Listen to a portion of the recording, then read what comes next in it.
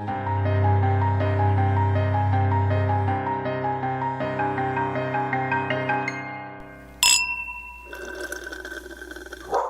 and welcome to the month of love. We're your DJs, Master Love and Mr. Love. Wait, hold on, let me start that over. Can you rewind? They were going to say Master Love and M. And M. Can you rewind on live radio? Because I want to say this instead. Yeah, I can do this. Wait. There you go. Welcome to the month of love. I'm your DJ, the broad of broadcasting. Wink. I'm DJ Cupid in the house. I don't know. Rewind. How many takes do we get? Because I need a lot more. Yikes. I feel like Cupid in that I. Do you? You look like Cupid.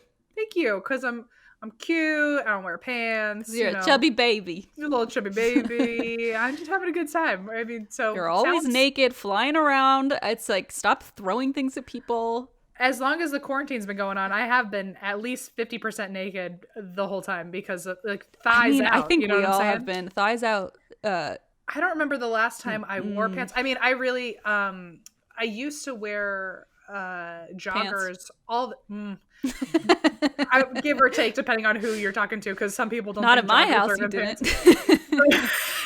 Well, I used to only wear sweatpants joggers, and I'd be like, oh, I wear jeans on fancy days, and now I don't even wear fucking jeans anything. Or pathetic. I can't even picture jeans anymore. I haven't put on jeans in years. I think if I put jeans on, I would have a rash from I was about to say the denim would probably hurt your skin. I think it must be. And I have all these shoes where I'm like, why did I wear shoes? Now I just wear giant boots if I have to go outside to walk Geo. And I'm like, we're just reverting back to cavemen. It is. Where it's less shoes, less pants, just staying fuzzy, in our caves, fuzzy on my skin, staying in our caves.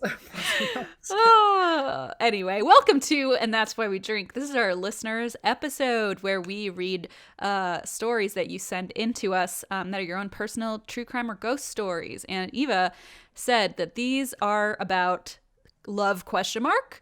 They're love adjacent. Some are love, some maybe are hate. I don't know. Who knows? The circle is, I don't know. It's a circle. I mean, it's a circle. Dealer's choice, and the dealer was Eva. So I don't really know what these stories are going to look like, but I've heard that love is an aspect sometimes. I've heard that love is a rhombus. Oh, we should go back. We should reach out to Songfinch again and see if they could write us a love song to each other about a rhombus. Wait, you froze for a second. Reach out to who? Remember when we worked with Songfinch? Oh my god, I love Songfinch. Wow, where are they? I don't know. They were our first sponsor ever. We should get them to write us a love ballad. Can you write me? Oh, Songfinch. The love rhombus. The love rhombus. Okay, you know how it's the rhombus of love. Shut up. TM. Eva, write that down.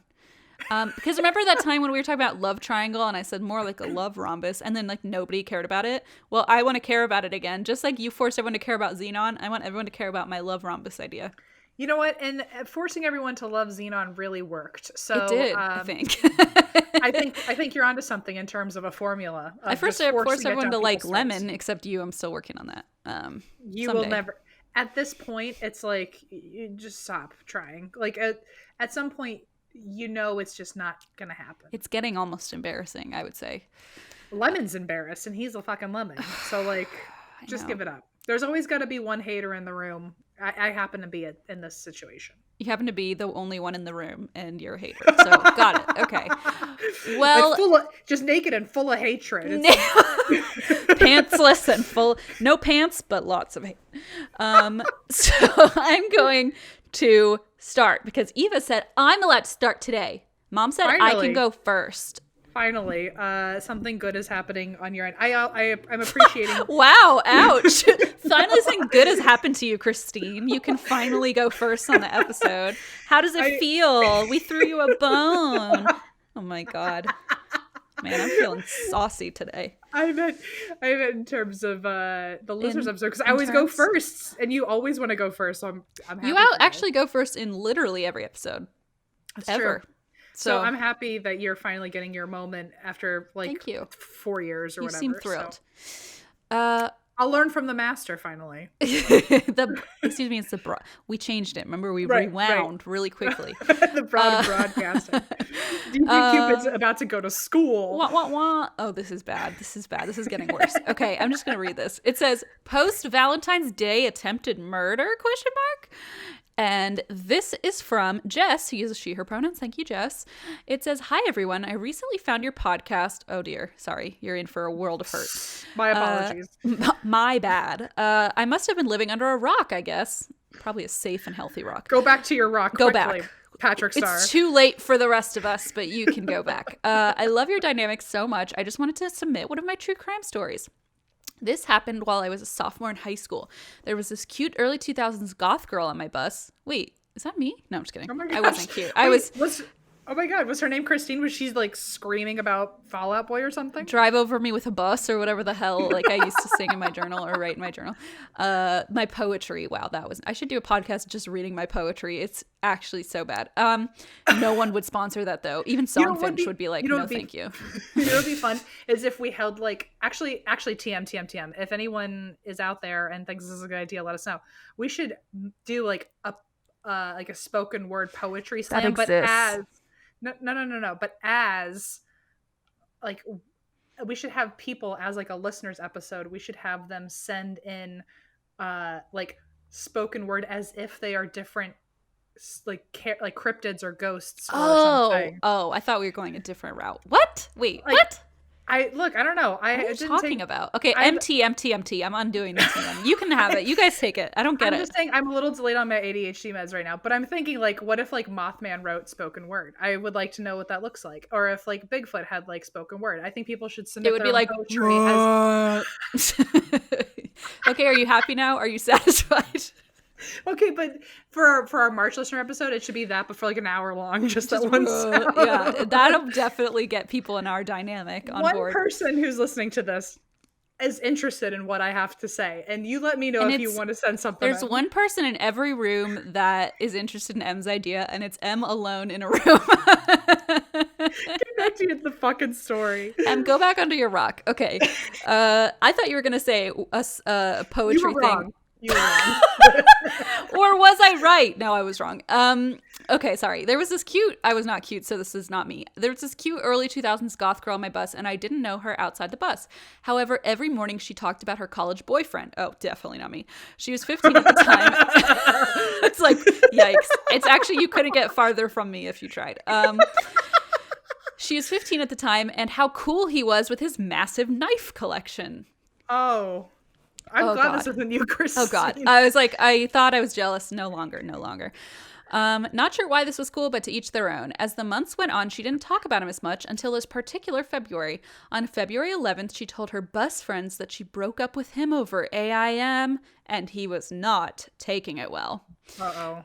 The next day, she told the same friends that he started calling her every hour till she answered, showed up at her window the night before, and actually freaked her out. She told him that if he didn't leave her alone, she'd have to call the police. February 13th, she said the ex showed up again and her mom called the police. By the time they got there, he had left. The police said they couldn't do anything because he hadn't physically done anything yet and there was no physical proof of him harassing her. The multiple phone calls didn't count, I guess, and he never texted or messaged her. Now it's Valentine's Day and Goth Girl has a new man and seemed happy. I assumed her ex issues were dealt with. I was very wrong. On February 15th, we had finished the school day and we were all being dropped off at our normal bus stops. She gets off the bus closes the doors and is getting ready to leave when we all hear a blood-curdling scream. I look out my left side window and see her fugly, creepy-ass ex with his arm around her neck, brandishing some giant hunting knife. Oh my God. The bus went completely silent. Somehow my shocked brain kicked in and dialed 911 before the rest of the scene unfolded. As I'm trying to give the address of where we're at, Goth Girl's mother shows up in heels and goes running towards them like a badass Barbie. He threw Goth Girl to the ground and went after her mother, which caught her off guard. She also fell back and he stabbed her twice.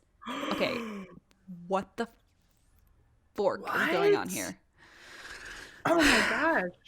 While all of this is happening, the bus driver tells us to calm down, and we have to wait until the police arrive before he can drive off. Her friends on the bus were screaming to be let out so they could help, and thankfully the driver ignored them. The ex went back to the goth girl and... Oh my god. Okay. This is way worse than I thought. Okay, before you say it, let's all remember that, like, so what the bus driver has done has locked everybody inside a four-walled window where they're just watching this happen to their friend. And yeah, but what is he gonna do? Let them off and get attacked? No, like, I get it. No, I'm not blaming him. I'm saying, like, these poor children, like, like, there's no shielding yourself. No, there's no curtains on the bus. I don't think. You've got nothing but windows and waiting for the cops. And to be her friend. Like, her friends are watching this. Okay, so it gets, like, really bad. So just, okay. Her friends on the bus were screaming to be let out so they could help, and thankfully the driver ignored them. The ex went back to the goth girl and cut her throat, stabbed both of her legs a few times, and then started cutting her hair with the same knife. He must have realized what he just did or had a moment of clarity or something, because he took off running to a nearby house before the police arrived. Luckily, they locked their doors and he couldn't hide in the house. He tried to throw the knife away in some bushes like the smart guy he clearly was. I mean, come on, there's tons of witnesses watching him throw the knife. Around this time is when the police and paramedics showed up. The bus started driving off and we're all screaming for him to stay. He didn't listen to us and he continued to drop us all off at home. I had my mom take me back to give a statement. I had to give a recorded testimony since I was the first person to call, and I had a, quote, perfect view of the scene. Her mom ended up suffering from a collapsed lung, and oh, thank God, Goth Girl had a superficial cut on her throat and legs, but nothing life-threatening. Oh my God, you scared me, Jess. Jeez. Yeah, geez. I thought this girl's throat had been slit. I thought both of them were gone.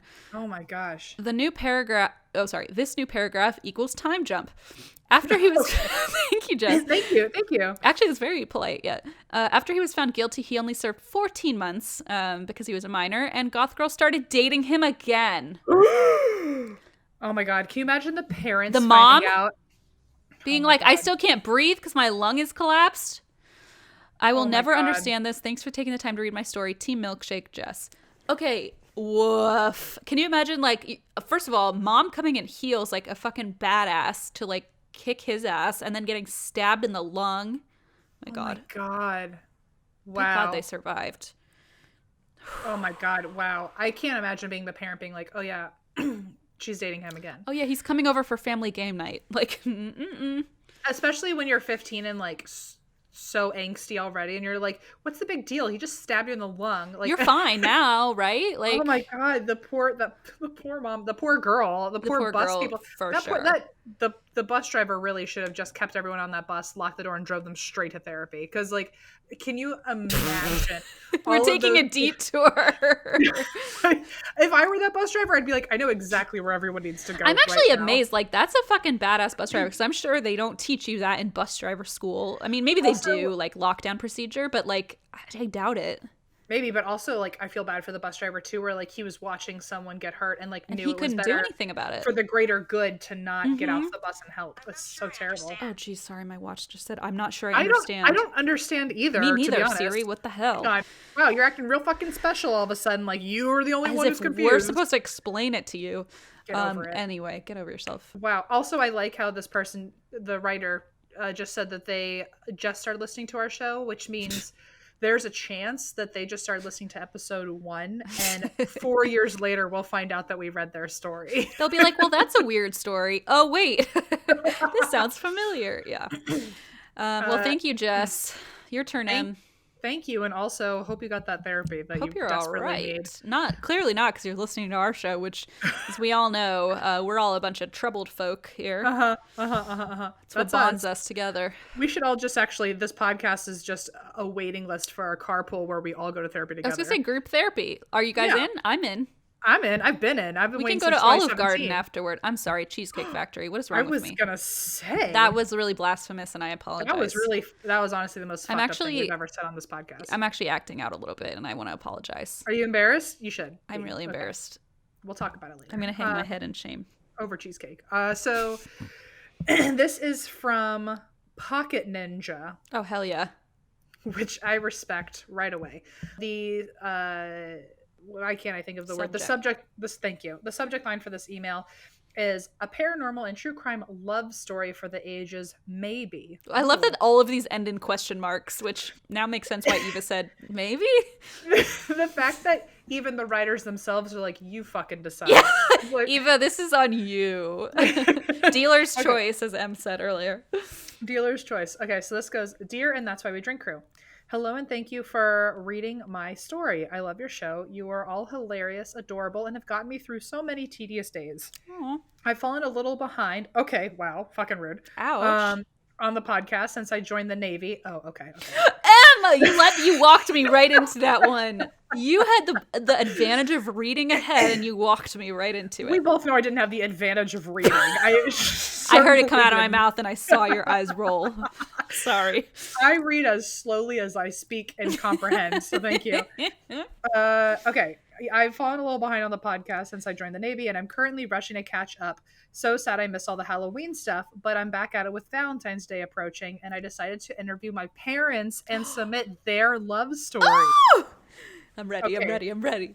That is precious. And because of my genius spoken word idea earlier, I'm going to pretend that this person's parents are Bigfoot and Mothman. Okay, you keep speaking ahead, and then if we find out something like really upsetting, you're going to seem like a real asshole. So what am I going to find out? Like, and then my father said, now wait a minute, Mothman. You're going to find out that they were like in the Navy and you just like called them Bigfoot or something. I don't know.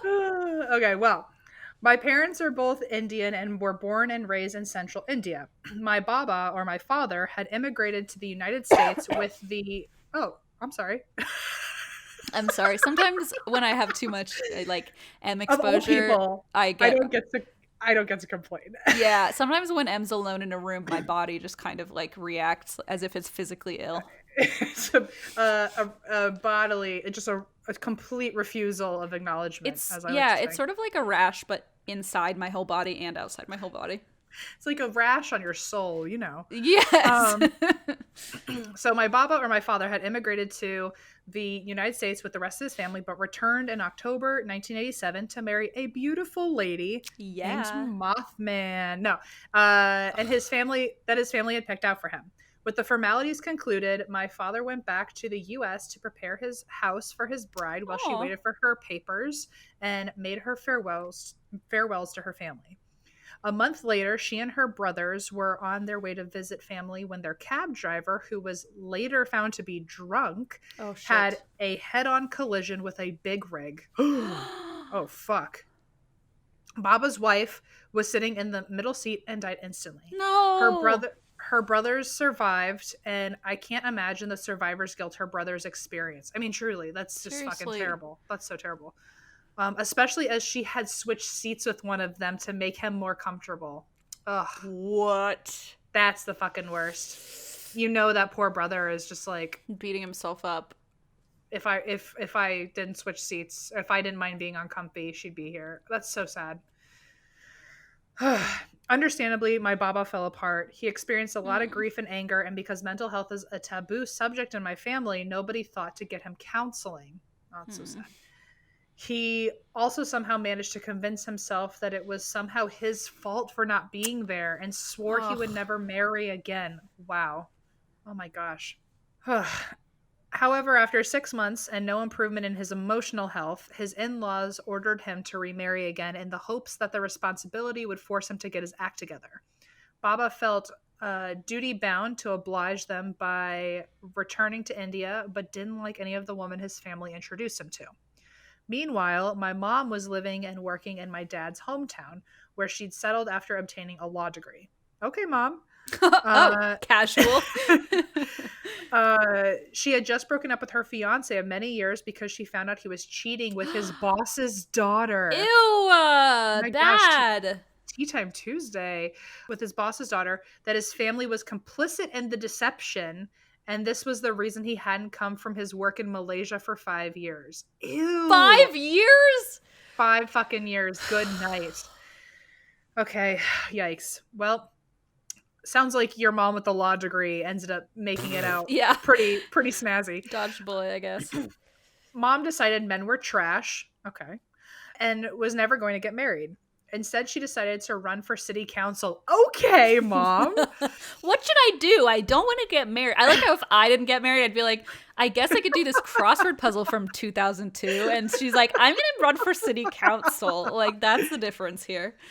My mom was very unusual in ways that a lot of people at the time in her part of India found unattractive. She wore pants. She didn't cover her hair. She was educated. She was running for public office. Sounds like she was what I call a trendsetter.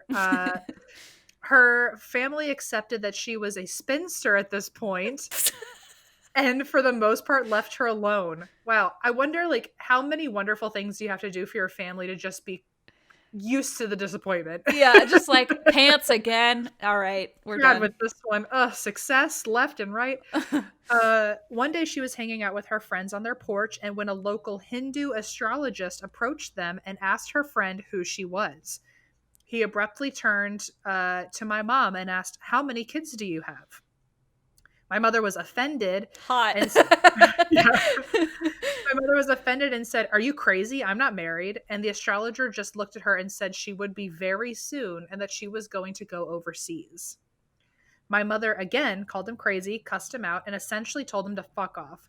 A few weeks later, on March 15th, Mom got a call from an aunt saying there was an emergency and she needed to come right away. Mom left her place looking like a hot mess, hopped on a bus, and was sent on a wild goose chase around town that ended up at her uncle's house. Nobody was there except Baba, who was waiting for her on the porch. What? Nobody was there except Baba, who was waiting for her on the porch. Baba had been expecting to begin the trip back to the U.S. that night, but deferred it because one of his aunt's friends recommended he meet my mom. Oh. I don't like that they called it an emergency and sent her on a... as DJ Cupid, I would let you know a love emergency is still an emergency. Okay, all right. Red alert. I'm pretty sure if, like, in another world you hadn't met Blaze and I just ran into him, I'd be like, "Christine, get your ass here. It's an emergency." You'd be like, "I'm an astrologer." And I'd be like, "Bullshit. What are you talking about?" "I'm Cupid. Get over here. I've got something to tell you." Well, let me see. I'd been expecting my mom. They talked for hours while they waited for the people who lived there to show up and found that their lives had been strangely intertwined since childhood. Mom found out that Baba was the kid from school her cousin was always telling stories about. This, of course, meant that she already knew some of my dad's most embarrassing moments growing up, since my dad was bullied a lot. Oh. And she knew all of the mean nicknames. And she still calls them that. Yeah, and now I know all of the mean nicknames. And now I use them every day. I have a mental image of her saying, "So you're silent fart." Stop! Empathy! Don't empathy me.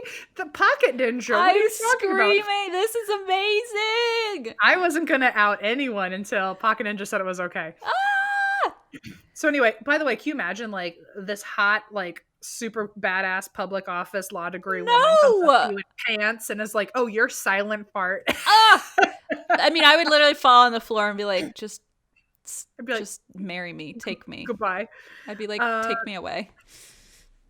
They liked each other immediately for many reasons, namely that they both had an impression of the other being trustworthy and honest, and because after being with a cheater for so many years, my mom loved that my dad was just an open book who wore his heart on his sleeve.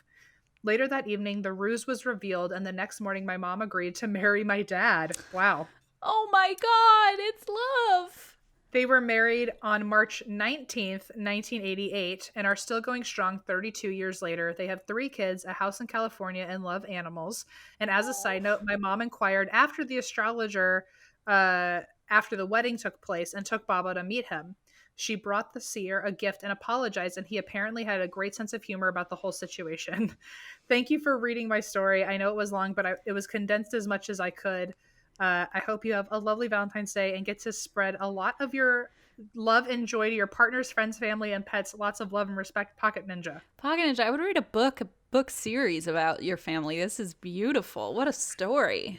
I like how the astrologer was like, "Yeah, I knew I was right, but thank you for your weird apology." Thanks for my present. I already knew this was like in the stars. So also, like, what a weird way to start is like, "How many children do you have?" Anyway, you're about to get married tomorrow. Bye. It's like, wait. Truly, I'm sorry for that stupid motorcyclist, but no, like, truly, like, what a weird way to enter the conversation if you already know something's going to happen. Oh boy. Anyway. Christine just screamed into the void, by the way. I did. I love my knife. And I was like, where are we going? And then I realized that she was talking about Misen.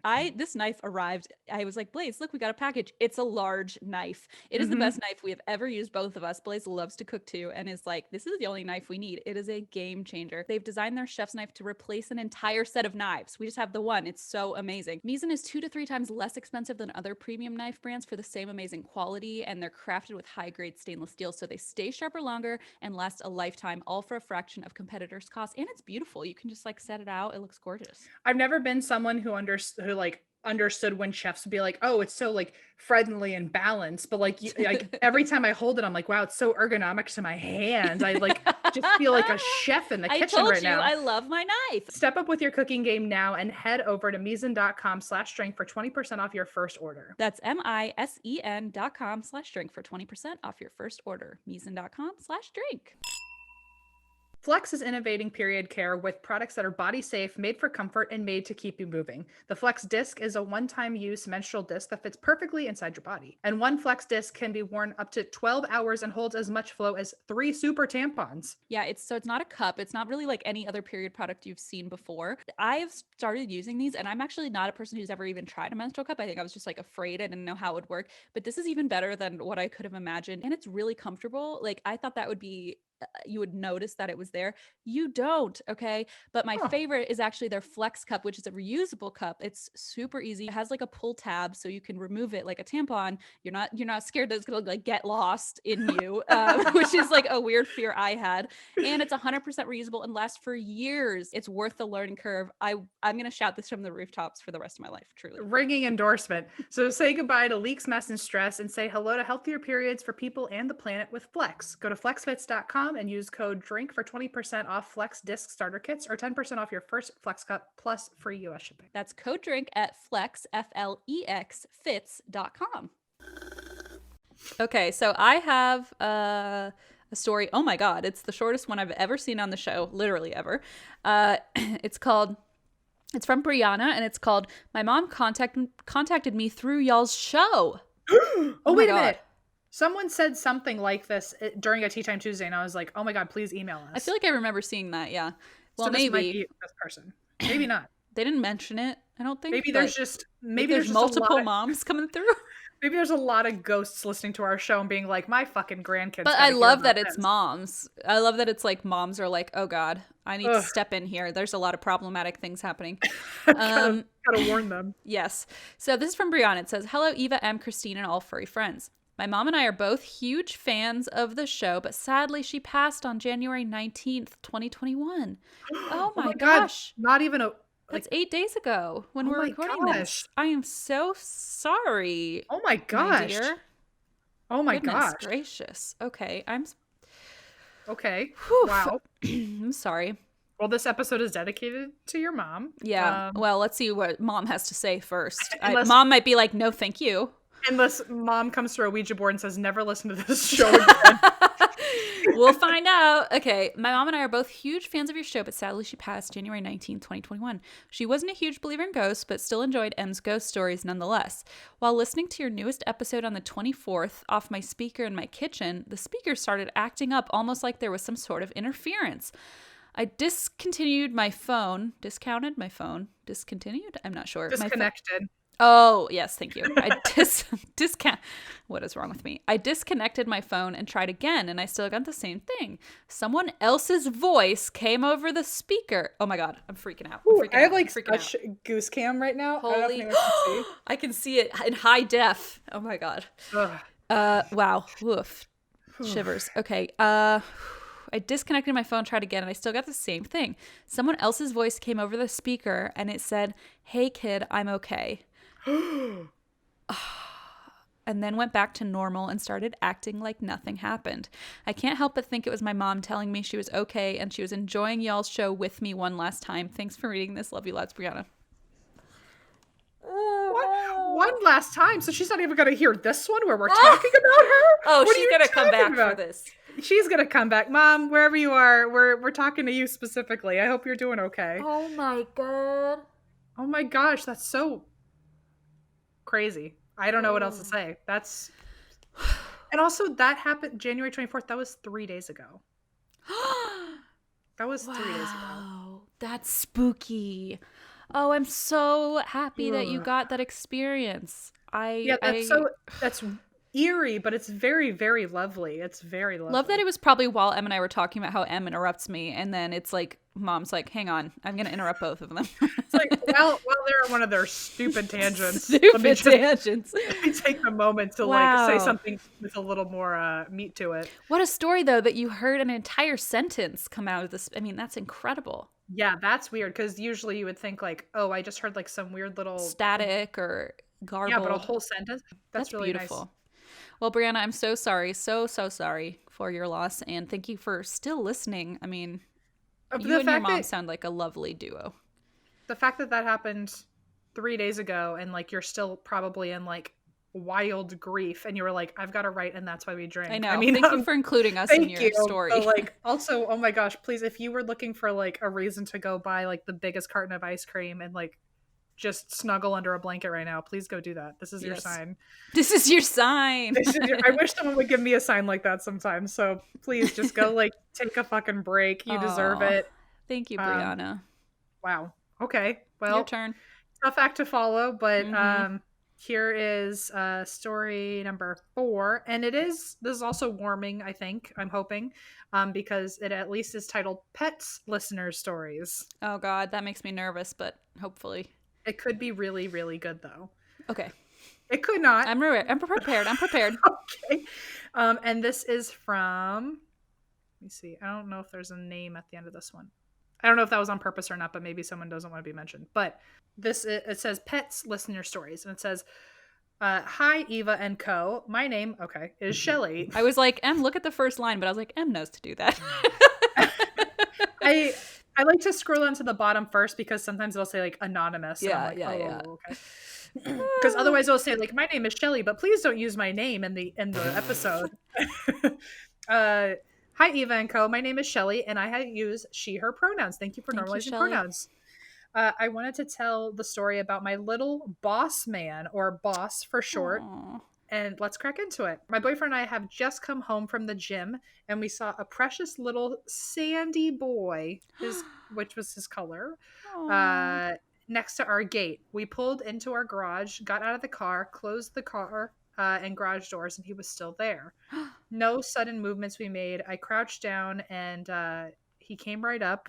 I gave him a few pets and thought he would be on his way, but I was wrong. He followed us up the steps into our home. He rolled around, sat on our laps, purred, and loved us. Okay, I was like, we don't know what animal this is. Okay, it's a cat, is what I'm assuming. And then his eyes turned red and he had fangs and bit us. No, I'm just kidding. I was like, wait, what? Wait, so it's a cat. I think it's a cat. Okay, I was like, this could be a raccoon. This could be, I don't know what. I'm going to say it again. Could be Mothman. I don't know. It couldn't, though. Could. You don't know. You weren't there. I'm just saying.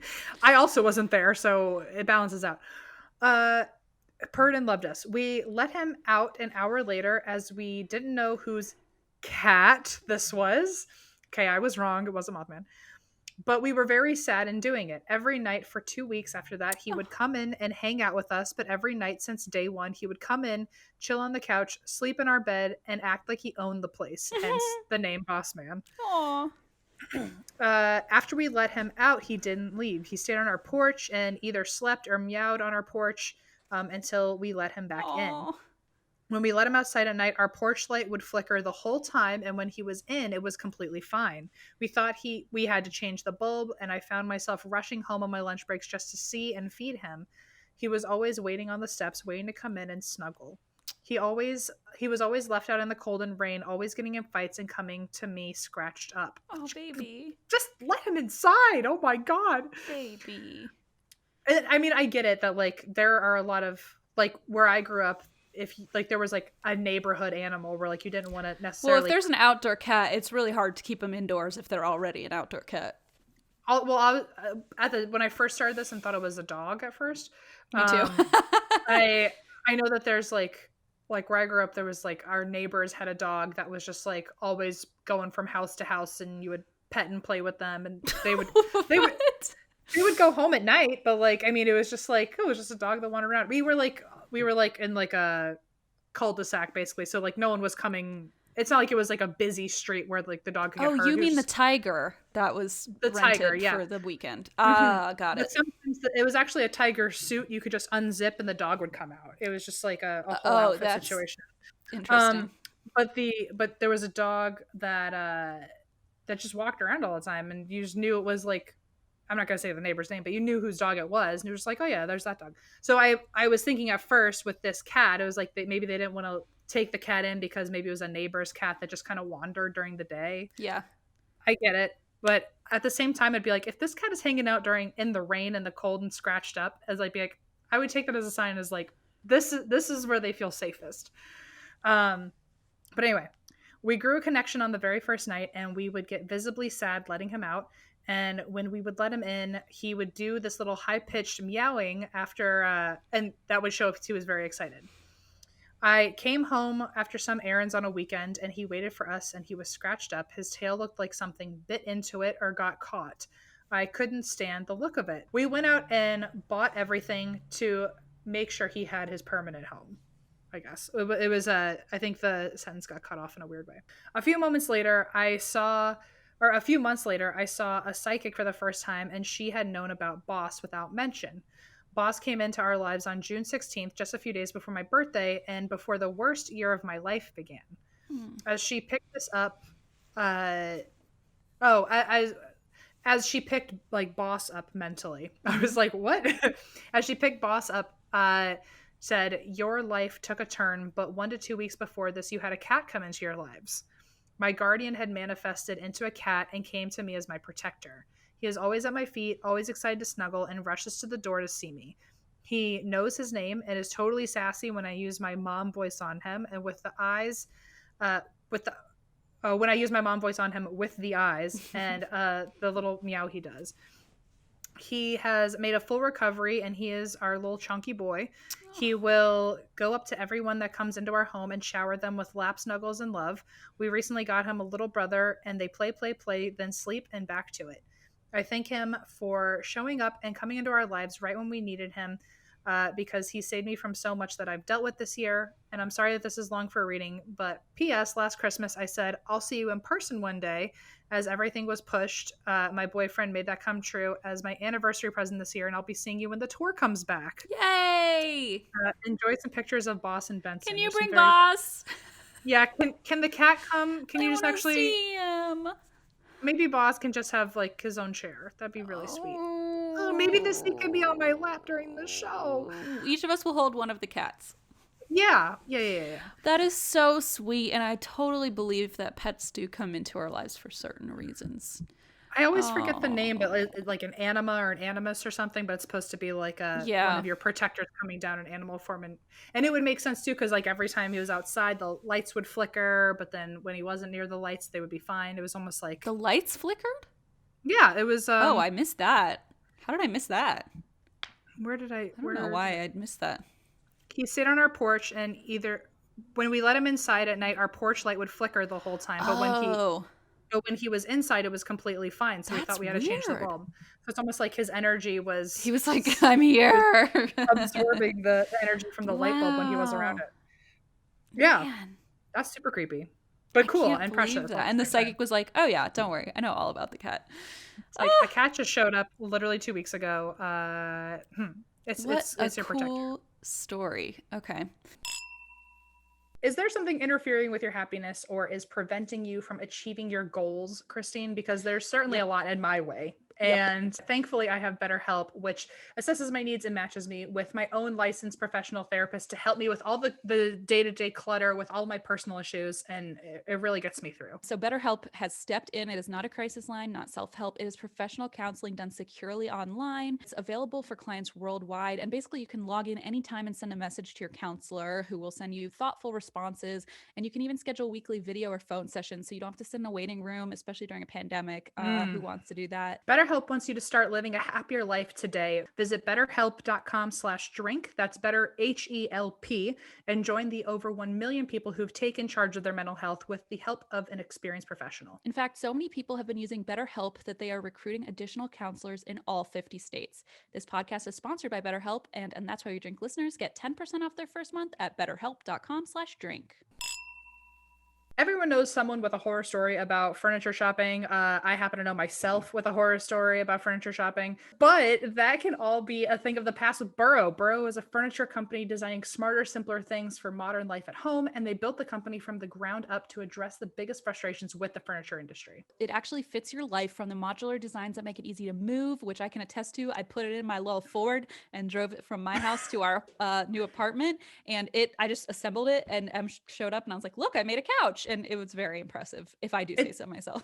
No, it was. It truly was. And it's the main couch we have at our And That's Why You Drink apartment now. I have slept on it. I have watched TV on it. We have recorded with it. We have done everything. I mean, we've done a lot of life. It's also stain-resistant fabric, which we need, and pet-friendly, which I need. So it's actually like... And you could charge your phone. Couch. You could charge your phone with it. That too. That's a big one. Right now, you can get $75 off your first order at burrow.com/drink. That's Burrow, BURROW.com/drink for $75 off your purchase. Burrow.com/drink. These are good stories. Yeah, geez. Again, tough act to follow, but here we go. This is our last story of the February listeners episodes. But the February listeners episode. You said it right. Oh, okay. My brain wasn't sure. I'm like, you said it right. Everyone's like, no, they didn't actually. I've been doing a thing recently where I've been noticing, I don't know if a stutter or a stammer is the right thing, but I'm repeating things that already, like, the word already got finished out of my mouth. It's not like I only got halfway there and felt the need to correct it. Do you think it's a medication thing? I don't know. I don't know what that would be called, but I've been noticing that I'll say like if I were to say my name is M, it's like Porky Pig. I'll be like, my name is M. It's very weird. It does sound like Porky Pig. my name. That's all, folks. Okay. I'll say that after this story, when it actually is, that's all, folks. I'm going to hang up before. Can you tell me before you do it? I'd like to be gone when that happens. Thank you. No, I need everyone to be involved. I know you do. This one is called... You're going to love it, Miss Allison, Miss Christine. Yes! I'm going to text Al and say, I'm taking over. I'm used to only talking to Miss Allison, but Miss Christine's in front of me. You're going to like this one. Zack Bagans. Uh-oh. And how my... That's just the first half of this. Zack Bagans and how my grandmother ended up as an exhibit in his haunted museum. What? Is your grandma PTD? Also... Because if so, we have a bone to pick with you. Can you imagine being fucking Eva and like you read these stories and then just like keep it on the side and not even tell us about them? Oh yeah, Eva's thank God we asked in our interviews, what is your zodiac sign? Speaking of zodiac, what is your or like, because and then when Eva said Pisces, we were like, we can work with that, because if we had another Gemini in the mix, like they would be like, guess what? Don't tell M or like don't say this. Pretend you didn't know. I would literally be in the group chat being like, I know you're supposed to act surprised when the episode comes out, but this is what this one's called. Yeah. Yeah. I want to tell all of them to you before you read them. Act surprised. I just imagine Eva like has to call home or like talk to her cats about all the crazy stories to just be like, guess to her cats. Like, guess what? Guess what is about to go down guess on this who cracked episode. Okay, can you imagine being Eva's neighbor and hearing like, Shadow, guess who cracked the Zodiac Cypher? It's like, I'm pretty sure she only has cats. Like, what is she doing? Who is she talking to? Oh my gosh, that's hysterical. Oh my, I can't imagine. Guess what the Zodiac Cypher says. And like, little do they know, it's real. Okay, the FBI approved it, so you can just calm down. Thank you. Okay, well let me make sure that I can say their name. This is from Miranda, who goes by she, her. Thank you for normalizing pronouns, Miranda. And Miranda says, hi, Eva. Thank you for putting Eva first, because she deserves it. Hi, Eva, M, Christine, Juniper, Geo, and Moonshine. Aw. I love the podcast and have been listening for about a year now. I love your listener stories episodes, and I thought maybe given your Zack Bagans obsession, cough, Christine. Obsession? How dare you? More like, really intense one-sided love. But yeah. I would call it an unrequited fascination and interest that I really wish were requited. Can we put it that way? Nail on the head. Love is a strong word. I wouldn't go that far. Also, did you hear me? Nail on the head. Oh, yeah. I didn't even notice. So maybe I just don't even realize it. I think you've always done that. I think I have too, and it's just I'm sensing a little clarity. I think I'm just noticing. Interesting, because your medication. I'm just aware of how fucking annoying I've always been. Maybe you've read too many iTunes reviews where people are like saying rude things about us. Everyone's like fucking Porky Pig, and the Zack Bagans lover is all the way over here. Ouch, that's harsh even for you. Hurts my feelings. Okay. And given your Zack Bagans unrequited fascination something that I wish were requited, yes. You might be interested in hearing about how I got a... Stop it. Now I'm angry. I already know I'm mad and jealous about whatever it is. I see your fucking face, and Em's laughing like that like Schadenfreude face of like, Christine's gonna be pissed. I can't see Eva right now, but she's laughing too. Fuck you! What does it say? Read it to me. You might be interested in hearing... Put a stake in my heart. Go ahead.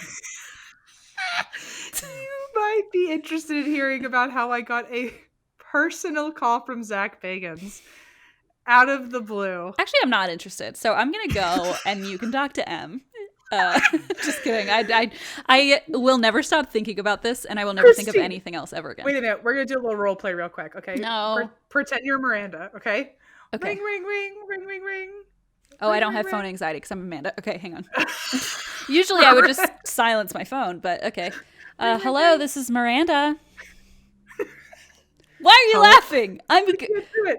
Hello. Hang up, click.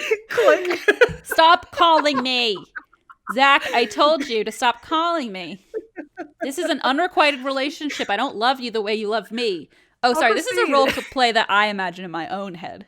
You really put yourself into the Miranda Zach couplet there. It's called a love rhombus. Oh, right. Okay. You may be interested in hearing about how I got a personal call from Zack Bagans out of the blue one day regarding an email I sent his museum about my late grandmother. A supreme spooky lady, L, whose last name I shall not disclose for family privacy. Okay. But we know the name is L. Or maybe not. Maybe it's a double L Cypher. Spelled like ELLE? Just the letter L. Oh, okay. Just, I think, for family privacy, but also we should get that other person with all the ciphers to help us. Here's a letter. It's L. Can you tell us exactly what this means? There's a cipher within a cipher. God, the FBI is going to lock us up. L, I want to be like, okay, so their name starts with an L, but also that's like a 1/26th of a chance. That also means that Zack Bagans reads the emails. Fun fact. Or that he has a team who at least forwards him the interesting ones. So we have a chance. If we make it interesting enough. Because maybe he has an Eva who's like, all right, you got to see this one. You know, all of a sudden, everyone we know will be blocked on Twitter the second an email gets sent. All of a sudden, we won't have a Twitter. Twitter will be like, you and Donald Trump are no longer allowed on this platform. You've gone too far. When I was about 17, I, like many of us, fancied myself a writer or a blogger. Oh, Christine. LOL. Live Journal. Hello. Rice Pudding 9. It's me. Zenga. I kept many terrible online blogs that... Excuse me, the motorcycle guy has something to say. I kept many terrible online blogs that I now have no ability to delete because I cannot remember the passwords. It's the worst. That's all of our problems. Try like black butterfly glitter or something. Tell me you're a millennial without telling me you're a millennial. Yeah, I can't delete all the shame off the internet. Yeah. I stupidly wrote a post about my grandmother, L, with far too much personal info included for the internet. Am I about to find out that Zack Bagans read someone's fucking live journal? Well, that's probably why he actually blocked me. Now it's making a lot more sense. There it is. Yeah. Elle was always a fascinating mystery to me. I never got to meet her, but her stories were the stuff of family legend. That's how I'd like to go, by the way. I want my own grandchildren. I love that you and I both know we're not going to go that way. Our grandchildren are being like, God, they always wanted to be the stuff of legend. They were obsessed with it, and yet they weren't. They were Geminis, the end. Everyone still talks about Elle when I see them at family events. She was the life of the party, always the center of attention, even now in death. She was raised in a very traditional Jewish family in Baltimore with a prodigal piano player and prodigal. Am I saying that right? I feel like I've said it so many times now. Prodigy. Prodigal. It's one of those words I just said too many times. It doesn't feel real anymore.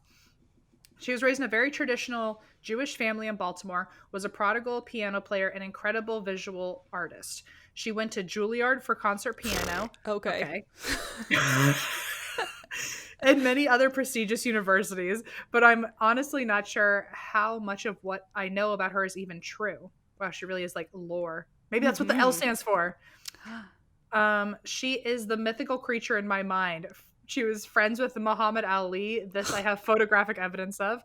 Married multiple very wealthy Jewish men. My grandfather and her second husband, who I affectionately have called Uncle Jay throughout my life.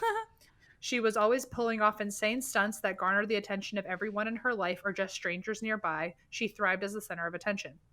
She kidnapped my dad when he was about 10 years old, jetted off to Europe, then Egypt for months. He had to be kidnapped back by the U.S. government. Long story. And oh my God. And then I was born. And then when I was born, she was just becoming so erratic and scary that I wasn't really allowed to know her. Oh my God. It took a turn. Woof. My parents didn't trust her, and she was, after all, an egregious narcissist. I should really write a book of all the insane stories I've heard. Yes, you should. I will read it. About Zach will too, apparently. I'll read it and then I'll tell Em all about it. Thank you. I appreciate it. If it has pictures, we're in good shape. Oh, that's true.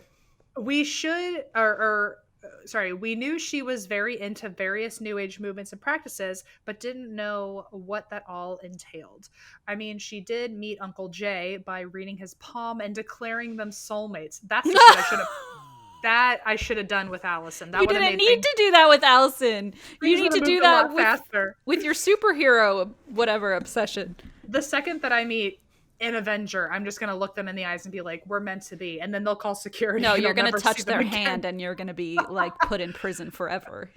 For a second, I thought you said, I'll be put in. And I was like, that's right. I'll be fucking melted on the ground. Yeah, I will be. I'll be quaking in my boots. Gross. Met Uncle Jay by reading his palm and declaring them soulmates. He introduced her to his parents that night after she told him this in their palm reading. Shut up. He is also a bit eccentric. Okay, that's clear. Yeah. So I stupidly wrote about her in this blog post all those years ago, including that I am her only female descendant in the post, which is still true. Whoa. Ooh. Then about 5 years ago, I started receiving all these strange emails and messages from people around the internet asking me about her ghost talking machines. Holy shit. Em! We know who this is. I just dropped my phone and my whole body erupted in like sweat pricks. Whoa. Em and I are obsessed with this have story. Been trying to figure remember we literally sat there and went I literally called the museum and they won't tell us any information about this person. This is I tried to cover this bananas.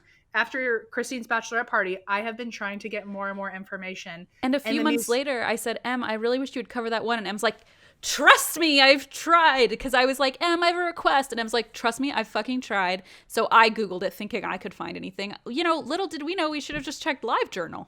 Whoa. Okay, I have full-blown goosebumps. Me too. I'm freaking out. Okay, just like to be I'm completely using my platform here. But if you could email us and tell us what that full story is, I won't even report it. We won't even report it. We just wanted to know. I just have to know because the only time I ever heard any information about it was on the tour. And then I called back to get more information. And they were like, oh, we're only going to talk about it if you're on the tour. But also on the tour, you can't like take notes or anything. So like I've only heard about it one time. And I don't even remember all the details. I just remember being so fucking chill. Em and I got like that was one of the few things from that museum that like haunts me, that room. Oh my. And I remember being like waiting for Em to cover it and being like, that's going to be my favorite episode. And then Em was like, I can't. I've tried. And I was like, no. Wow. So sometimes Em and I bring it up because every time we talk about the museum, we're like, remember that one room, that scary secret room? This is it. This is. I am freaking out. My like, I don't know if you can see it again, but like. I also don't think Eva knew that. Unless you told her. If Eva didn't know, this is real fucking weird for this to have happened. But I think Eva must have known for this to be the last story. Eva was with us on that trip. No, I know, but I don't know if she knew like that we've tried to figure out this story for so long. I don't know. I've tried Googling it, and I was like, I don't even know what to put in the search terms. Okay, well, okay. It makes sense now why they wouldn't give us information. Totally makes sense. Yeah. Okay. So that is chilling. Holy dude. shit! But you know what's so crazy about that is like the and that's why we drink. Part of it is that we went and that story was the one that chilled us, and a descendant of that story listens to our show. I'm That's so scared. cool. In It's a story so where I cool. said, I wonder if any more moms are going to come through and talk to us through the podcast. Okay, but that's like such an honor. I was like, wow. I am like I just someone related to that phone. story listens to our show. Whoa, I'm like fangirling right now. This is really bonk. Like, Em and I had one of those weird moments that's very rare where our eyes went like, I don't know. I don't even know how to describe it. I didn't even finish the sentence. Okay, sorry. Wow. No. Okay, I just freaked out. Okay, go ahead. Also, since you apparently can't delete this because you don't know the password, can you just send us the link so we can read your blog post? Please. Okay. We won't say anything. We won't say anything. Then about 5 years ago, I started receiving all of the strange emails from people around the internet asking me about her ghost talking machines that they saw in the museum, or just asking for more information on her life. Color me confused as someone who had never really taken much interest in the paranormal or known much about my grandmother's life/spirit work. I assumed they meant they had questions about some artwork of hers in some museum, but came to understand that Elle had machines she used to contact spirits and these devices that were now in the haunted museum in Las Vegas. Mm-hmm. Okay, well now I feel bad that we like literally begged for you to tell us the story when apparently even you didn't know it. And like, also, like, we are the people who are now bothering you on LiveJournal, so sorry about that. And also, like, first of all, you already gave us so much more information we would have ever gotten from the Zack Bagans Museum, that like they're like the hand reading with Uncle Jay, palm and, like, reading, yeah, friends with Muhammad Ali. Wow. But okay. When I started getting these strange messages, I reached out to the Haunted Museum in Vegas once I realized... So wait, Zack Bagans himself tells you the fucking story? Is that what this is about? I'm gonna scream! This is the wildest shit ever. If you still want to keep your family's privacy and not tell us that story, can you please, God, at least tell us what the experience of talking to Zack on a phone was like? That is the other thing, yeah. You don't have to tell us jack shit. Christine has her anxiety hood on. And I put my thumbs in the thumb holes. I'm going back to my pretend goth years, my teenage self. I'm hiding in my sweatshirt. When I started getting these messages, I reached out to the Haunted Museum in Vegas once I realized their exhibit was where this was all stemming from. When I sent the museum a general email telling them who I was and I was asking for more info on her exhibit items, I got a personal email from Zack with a phone number asking me to call him. I pray to God that's his real phone number. It's probably not. It's probably the museum's number, but still. I, for whatever reason, was too spooked and didn't call him for years. Me neither. I wouldn't have either. I would have called instantaneously. I know you would have. I would have just made you call him. I would have been like, before I fucking chicken out, I gotta do it now. But about 3 months ago, oh my God, it's so I like just got chills again because I feel like the last time I went to LA for Halloween, you and I had another conversation about this fucking story, which was literally 3 months ago to the day. About 3 months ago, when I was, of course, deep into your podcast and Em covered Zack Bagans as a gift for Christine. To me? It made me recall that email sitting in my inbox. Oh my God, hang on. This is getting really bananas. This is so meta. So wait, the story we've been obsessed with, we manifested this, Christine. You and I sat at a slumber party with ourselves only, and we're like, I remember that because you and I were watching Zack Bagans Quarantine, and we were like, I wish we knew about that fucking room. Oh my God.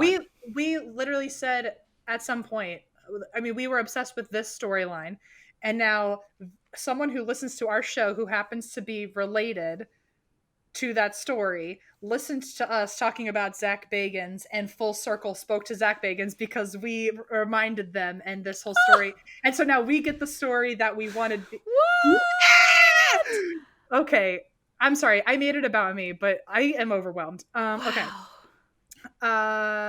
Okay.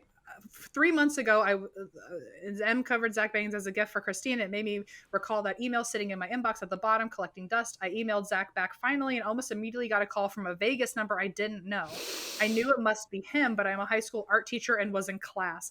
I answered anyway and told Zack I'd have to call him back. That is how you do it.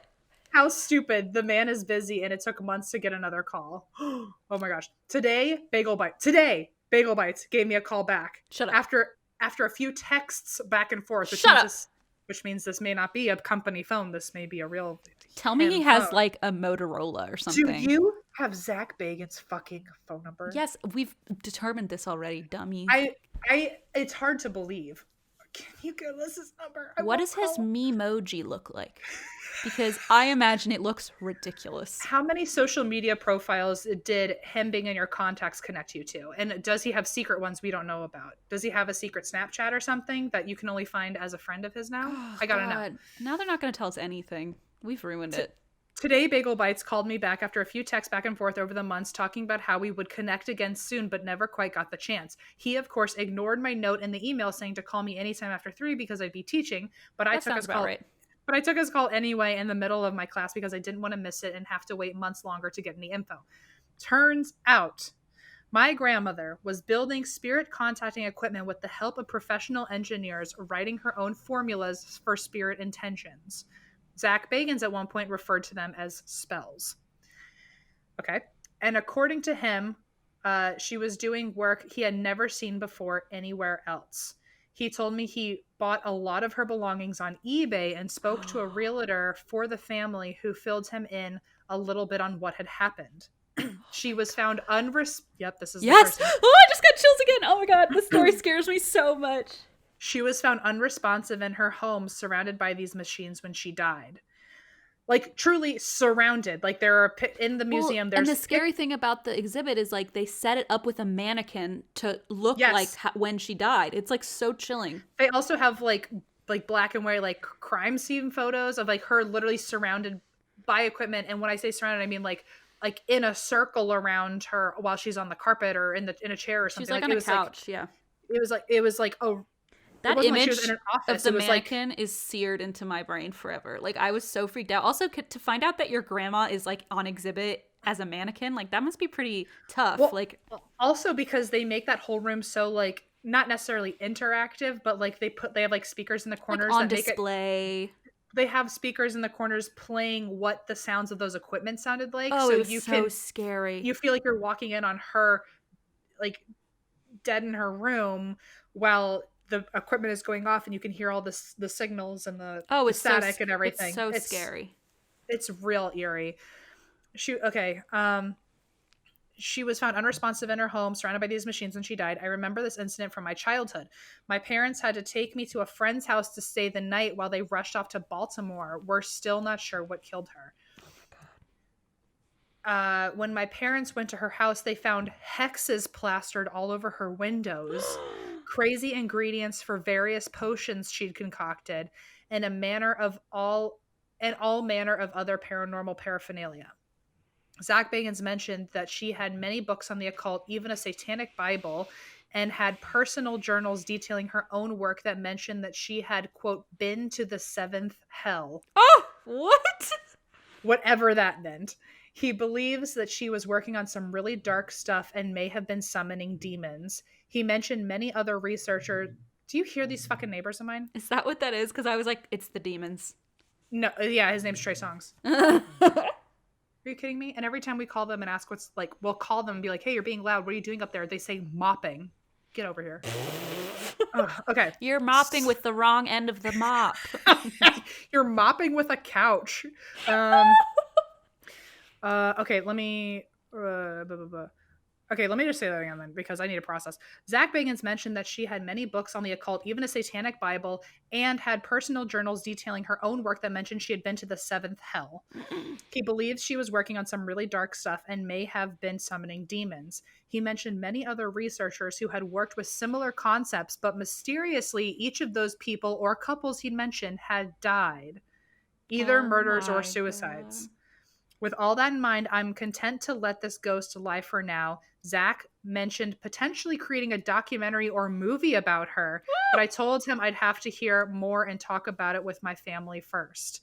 I know this was a hella long listener story, but I knew I had to share it as soon as I heard Zack's voice on the phone that day. That you thought of us. Aww. I love your podcast. Don't ever stop. Thank you for your friendship and how you include us, your listeners, in it. Yours in ghostly goodness, Miranda. Miranda, you have a legacy. Talk about a ghostly good. I'm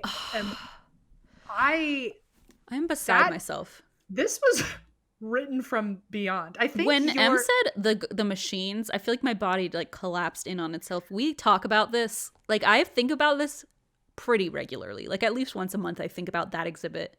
It scared me so bad. It's almost like your relative shoved Zack Bagans into your face and was like, Em and Christine care about this one. This is the one. Oh my gosh, that's so wild. Also, I'm so sorry we made that so long. Like Miranda's like, oh, sorry that was so long. I'm like, no, we're sorry that was so long. But what? It sounds like Miranda didn't know that No. I don't think we've ever talked about it on the show. I think Miranda's mind is going to be blown when you realize how important we've been looking for you. We've literally been like, been looking. I thought we gave up because Em was like, I literally called the museum and they were like, no, which is like, we thought that was the end of the road because how else are you supposed to figure it out? Did you whisper to him on the phone that like there's a podcast that talks about him? Did you accidentally call him Bagel Bites? Oh, is that why we've been like blocked by the FTC on every single? Wow. Okay, what a story to end on. Thank you, Miranda. I don't think you realize what you did there. Well, you do now, and you probably regret it. So I apologize that we've just put you on blast like that. But you really hit a nerve there, I think. Wow. Okay. I'm so sorry about this, by the way. These fucking... They're mopping. I don't hear anything, Em. I didn't know you were talking to me. I don't hear anything. Oh, good. Okay, phew, because they're really pissing me off. Well, what a great way to end this with that story. Thank you for all of your story submissions, and you will see another one from us in March. We put one out on the 1st of every month, so you can submit your stories through our website, and that's whywedrink.com. We have a submission form for you to send all of your personal true crime and paranormal stories. Also, is it too early for us to announce a live show? I don't know. I don't know either. Let's just say it. We're doing a live show. Yay! Yay! Okay. We'll get more information soon, I guess, but we are doing a live show. Yay! We are doing a live show, and it's February 26th. So basically, if you lasted all the way to the end, you get a special surprise, which is more of us. And the next, we'll talk about it in future episodes to catch you up. But if you are listening, we are doing another live show that will also be listener stories. Virtual live show, to be clear. Virtual live show, unfortunately. Yes. As much as we've begged the universe. Anyway, we'll give you more information on that when we can. But thank you so much for listening, and we appreciate you, and happy February. We're already a 12th done with 2021. Oh, fuck. Okay, well, thanks. I'm signing off. It's the Broad Broadcasting. And DJ Cupid. And that's why we drink. Man, I just got like full on